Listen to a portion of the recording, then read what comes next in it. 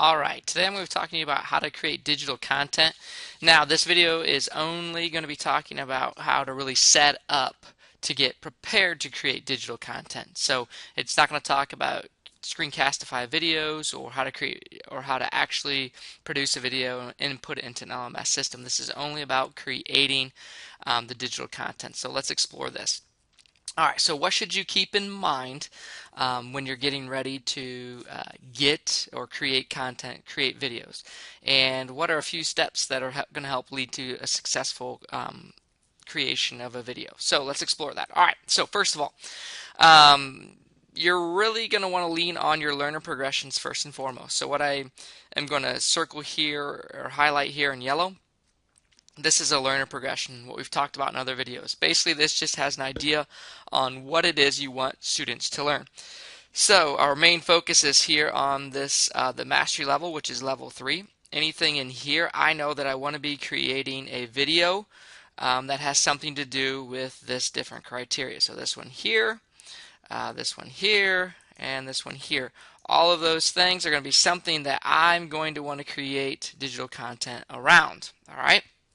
So, for example, I'm going to want to make sure this one, it says measure the 2MDA1, which is measure length. A student has to be able to point to the 0 line on a ruler and make sure that they always line the object up on that. So I would want to make sure that I have a video that is going to demonstrate that, right? And then on the next part of mastery, a student has to measure an object in inches and centimeters correctly. I would want to make sure I have a video that is going to help them understand that, or maybe not necessarily just a video, but content. And then I can identify a ruler, yardstick, and meter stick. I would want to make sure that I have a video that can demonstrate that, or an independent learning activity. So the learner progression helps you understand what it is that you're going to need to make sure students are able to understand and do, and then you're going to want to ensure that your videos are hitting that content. Alright, so the learner progressions really help you first understand what you're going to be making your videos on. Okay, the next thing you're going to want to do is build a slide deck. Now, I utilize Microsoft PowerPoint.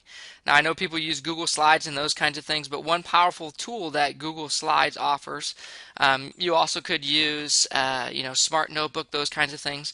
You're going to want to make sure that you have some way to ink things up. So, for example, right now I'm able to ink and draw on this. It makes it more interactive if I'm doodling and drawing and talking to you in this video versus passively just showing things popping up on the screen through transitions.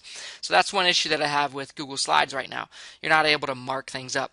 I'm able to go in and mark things up. For example, I can show you that right here, you can see that I have my pens open, and I do that by clicking this review button and then going to and inking. I also highly recommend that you change the different commands that you have going at the top here. That way you have your inking button more readily available. So right there is inking for me. And 2017 or above, 2016, 2017 PowerPoints offer this inking session. So it's basically pretty much built into a lot of computers now.